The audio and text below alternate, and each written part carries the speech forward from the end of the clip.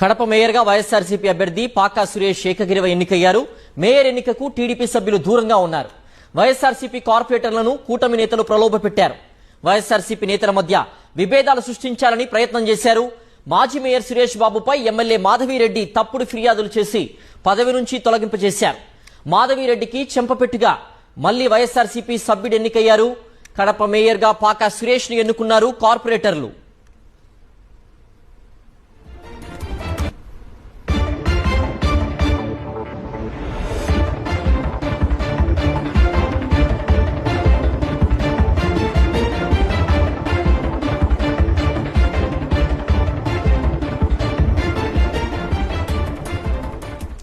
కడప మేయర్గా వైఎస్ఆర్సీపీ అభ్యర్థి పాకా సురేష్ ఏకగ్రీవ ఎన్నికయ్యారు.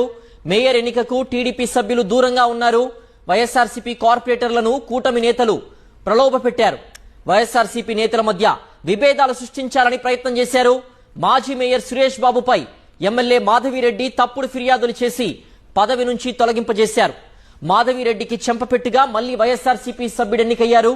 కడప మేయర్గా పాకా సురేష్ ను ఎన్నుకున్నారు కార్పొరేటర్లు.